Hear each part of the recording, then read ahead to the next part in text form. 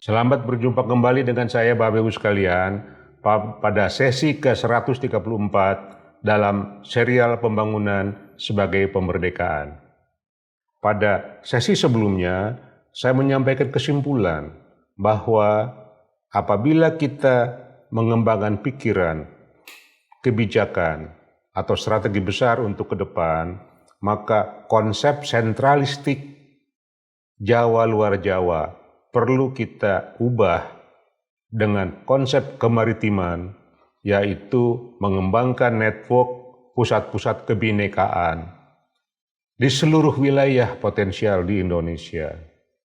Energi itulah yang harus kita kembangkan. Bapak Ibu sekalian, apa dasar pikiran itu?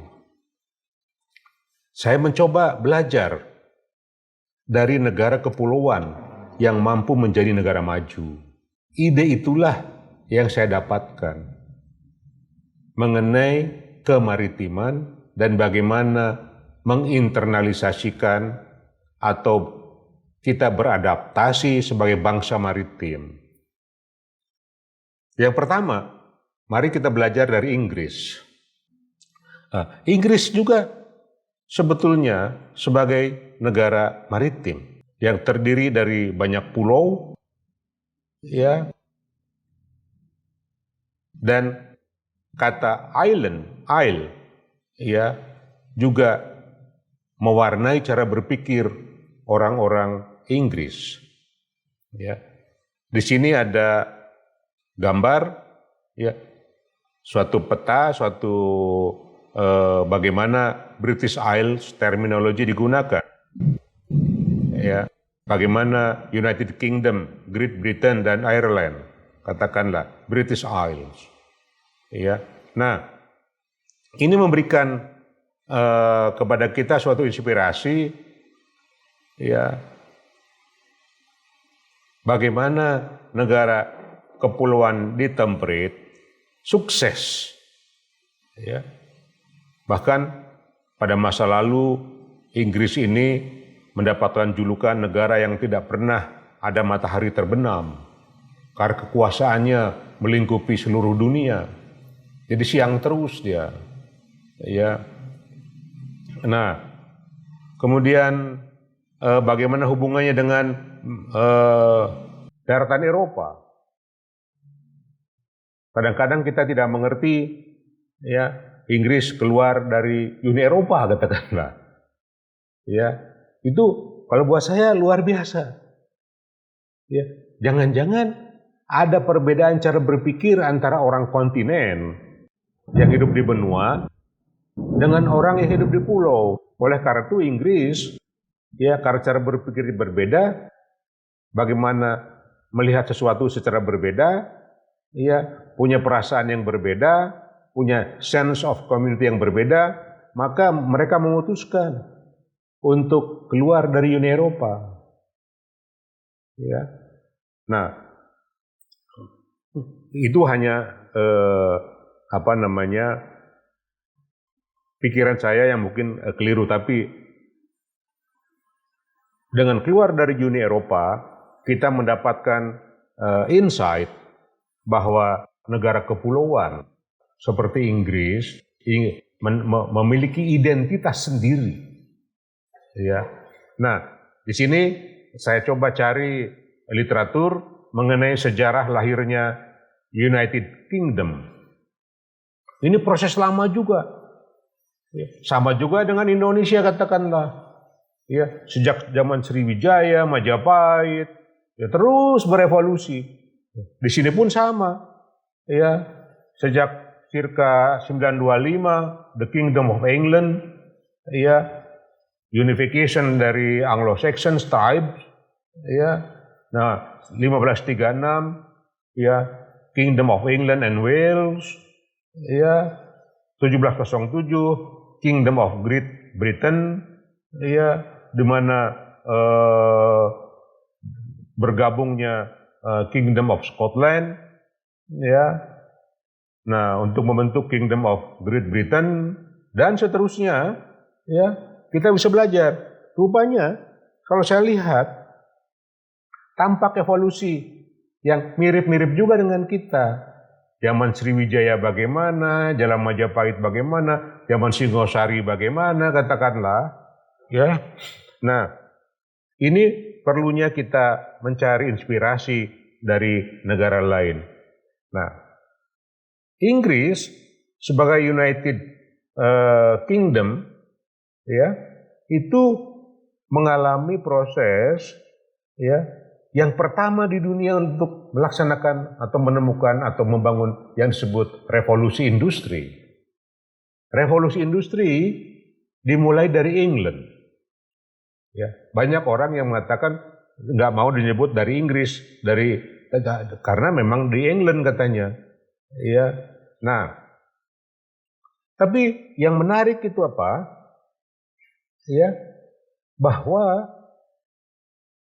bukan di Jerman, bukan di mana lahirnya revolusi industri yang pertama, tetapi di Inggris. Artinya apa? Pasti negara kepulauan itu mengagungkan kebebasan berkreasi.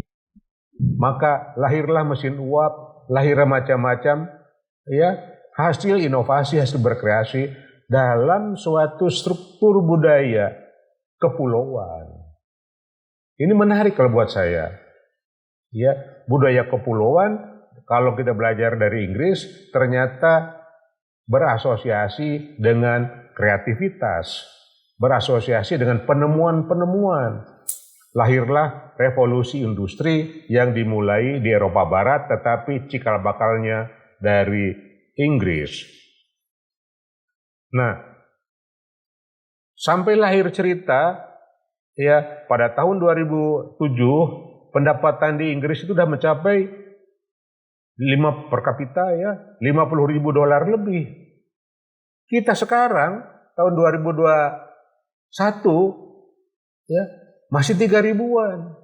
Jadi 50.000 tahun 2007 dibanding dengan 4.000-an lah katakanlah sekarang Indonesia, ya, berapa kali lipat? 8 kali lipatnya lebih.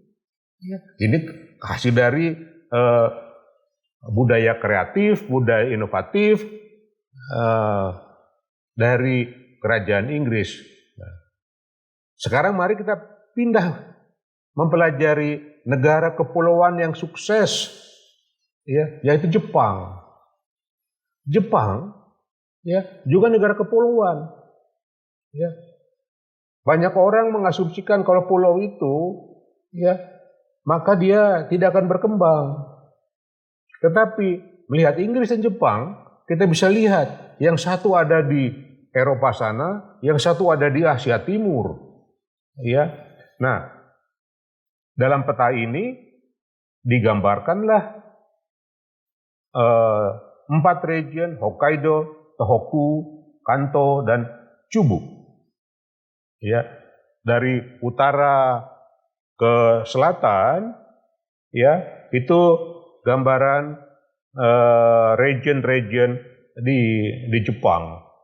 Ya, maaf, ada Hokkaido, Tohoku, Kanto, Chubu, Kansai, Chugoku, Shikoku, dan Kyushu. Ya, ada 47, ya, prefektur, ya, di Jepang ini. Nah, ini ada di laut nih, pulau-pulau, ya. Nah, Jepang maju sebagai negara kepulauan, maka sudah dipastikan Jepang punya budaya kreatif, inovatif yang kuat. Bahkan kita mengenal Jepang sekarang, ya, bangsa yang pekerja keras, ulet, katakanlah. Nah, kita bisa melihat bagaimana evolusi antar dinasti di Jepang, mulai dari centralized dynasty, fight among local powers, evolusinya terus, ya, sampai ke industrial revolution, dan sekarang sampailah dia ke high technology and civil society. Ya. Nah, ini bagian dari pelajaran Jepang yang menunjukkan kemajuan ekonomi, nantinya itu yang memiliki kecepatan, ya, walaupun asalnya lebih rendah dari Inggris dan Amerika, tetapi punya kecepatan yang dahsyat setelah Perang Dunia Kedua, menyusul, ya, memotong Britain atau Inggris dalam hal pendapatan per kapita.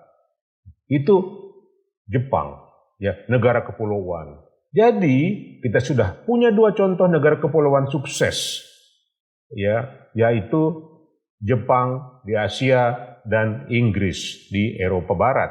Nah, sekarang ada satu negara lain, walaupun di sini mix, ada yang mengakui negara, ada yang juga tidak, yaitu Taiwan. Mengapa? Taiwan sering digambarkan sebagai bagian dari Republik Rakyat Cina, katakanlah. Ya.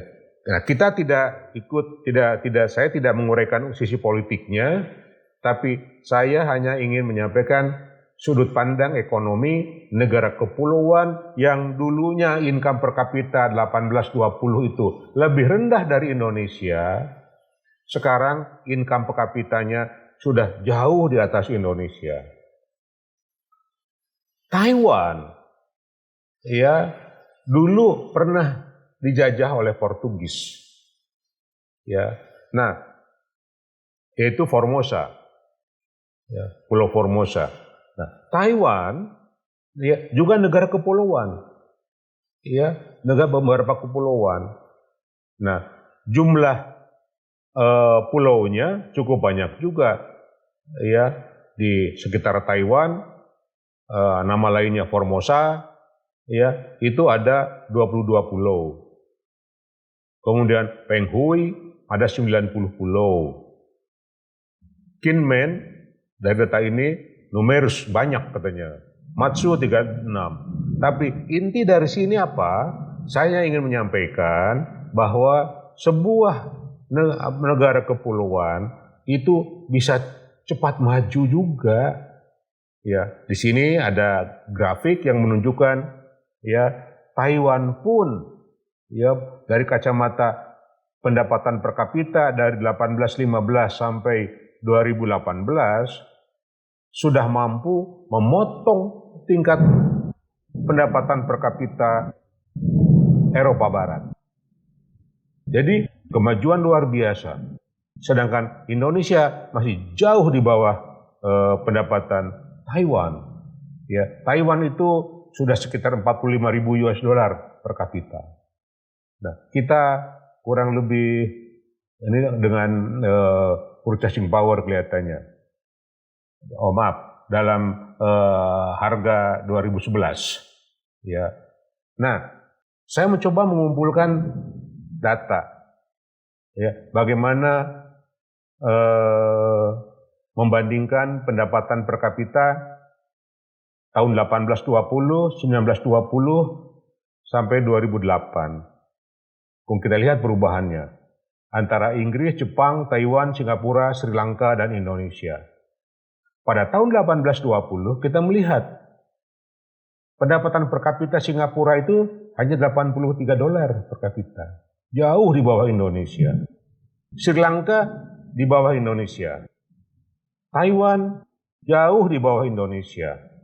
Jadi pada tahun 1820 pendapatan Taiwan hanya 550 dolar per kapita, Indonesia zaman Hindia Belanda waktu itu 612 dolar per kapita. Bagaimana dengan 1920? Pendapatan Taiwan pada 1920 juga masih di bawah Indonesia. Taiwan 861 dolar per kapita, Indonesia baru sudah 93 dolar. Ya, jadi negara kepulauan ini menunjukkan dinamika Indonesia masih cepat tumbuhnya dibandingkan dengan Taiwan. Tetapi pada tahun 2008 pendapatan Indonesia baru mencapai 4.428 US dollar, Taiwan sudah menjadi 20.000 dolar lebih. Ya. Sehingga kita mencatat persentase perubahan pendapatan tahun 1920 sampai 2008, kalau Indonesia pendapatannya itu berubah 379,7%, Taiwan berubah sebanyak 2.330,4%. Jadi antara 1920 sampai dengan 2008, Taiwan sebagai negara kepulauan ya sukses tumbuh dengan cepat. Jadi apa Bapak Ibu sekalian yang bisa simpulkan dari fenomena hubungan ekonomi dan pulau ini?